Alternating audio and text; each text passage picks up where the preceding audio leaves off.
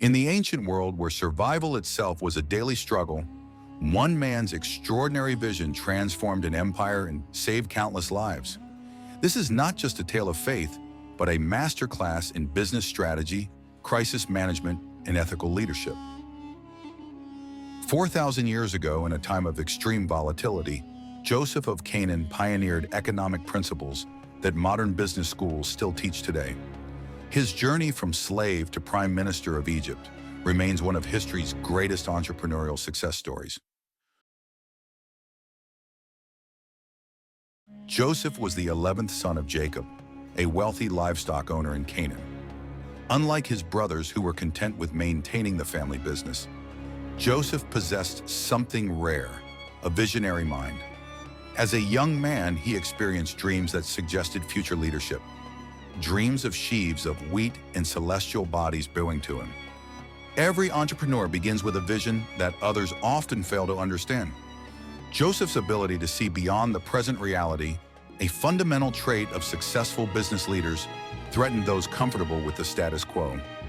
His father Jacob had given him a special coat and authority over accounts and inventory that his brothers believed should have been theirs by birthright. In business, timing is everything. Joseph's failure to read the competitive landscape, his own brothers, would lead to his first major setback. When he approached them in the fields one day, their resentment boiled over into violence. They seized him, stripped away his coat, and threw him into a pit. When a caravan of Ishmaelite traders passed by, the brothers saw an opportunity. Rather than killing Joseph, they decided there was more profit in selling him. For 20 pieces of silver, approximately $600 in today's currency, Joseph became human capital in the ancient world's supply chain. His brothers had inadvertently set in motion one of history's most remarkable business careers. Every successful entrepreneur faces moments of devastating loss. What separates the extraordinary from the ordinary is how they respond to failure. For Joseph, this would be the first of many tests of his resilience and character.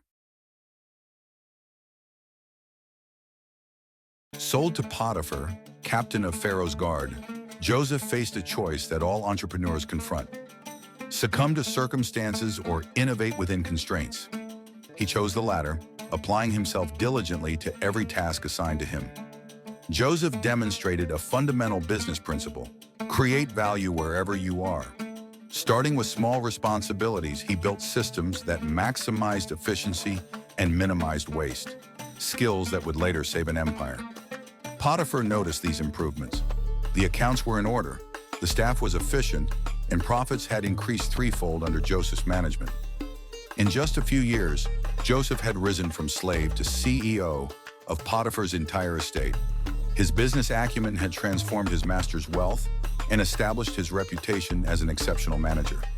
Potiphar placed everything under Joseph's authority, trusting him to manage it all as he saw fit. But success often brings new challenges. Potiphar's wife became attracted to Joseph and attempted to seduce him.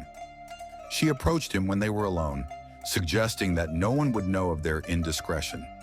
For Joseph, this represented more than a moral dilemma. It was a business ethics test. Joseph refused, declaring that he could not betray Potiphar's trust or sin against God. His integrity was not for sale. In business, ethical compromises often promise short-term gains at the expense of long-term success.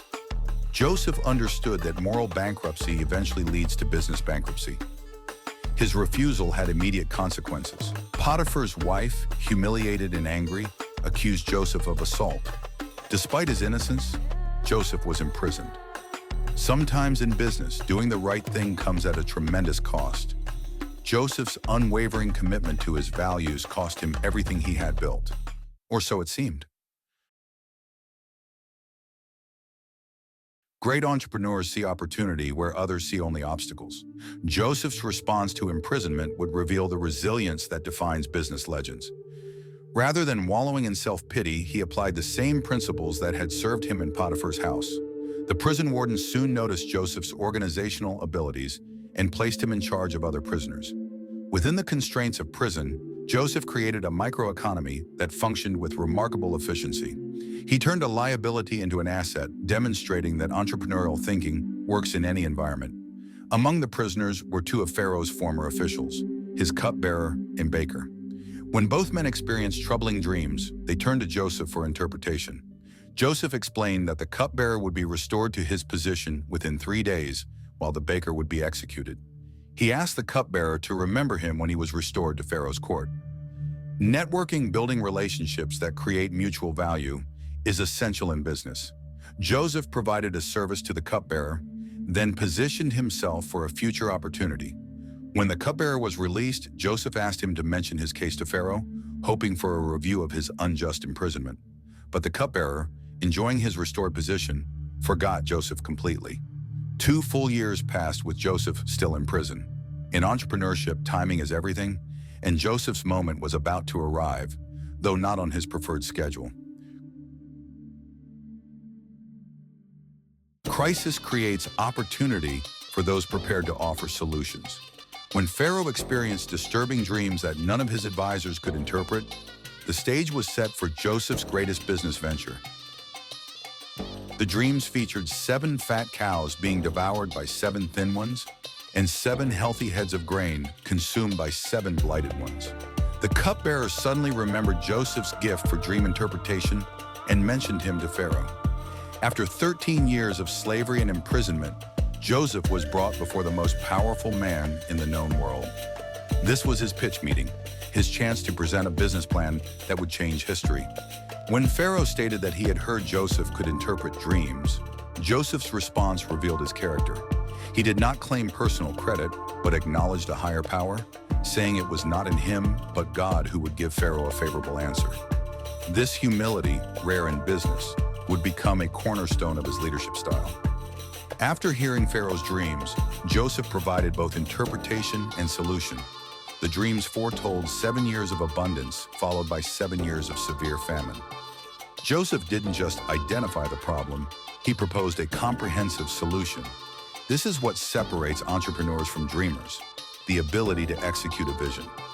Joseph recommended that Pharaoh select a discerning and wise administrator to oversee Egypt, appoint regional overseers, and implement a 20% taxation system during the 7 plentiful years. This food would serve as a strategic reserve against the coming famine. His proposal was revolutionary, a 20% taxation system during prosperity to fund a national strategic reserve. He essentially invented government commodity trading and futures markets. Pharaoh recognized the wisdom in Joseph's plan and the divine insight behind it. He appointed Joseph as overseer of all Egypt, second only to Pharaoh himself. At 30 years old, Joseph became the second most powerful person in Egypt, effectively the COO of the ancient world's greatest superpower. His rise from slave to prime minister represents perhaps the most dramatic corporate ascension in history.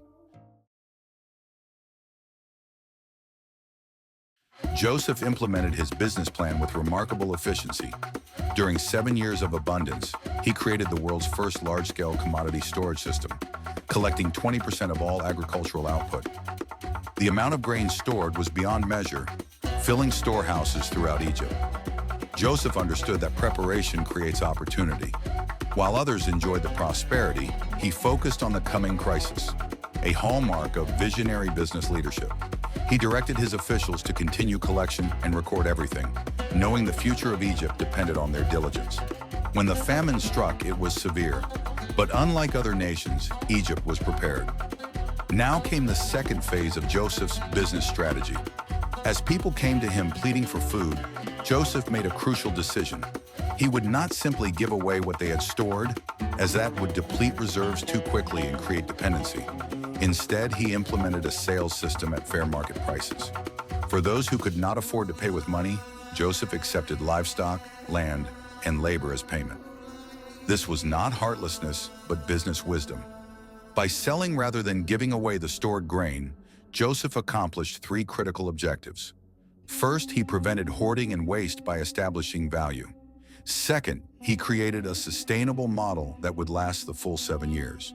And third, he built unprecedented wealth for his employer, Pharaoh, while saving countless lives.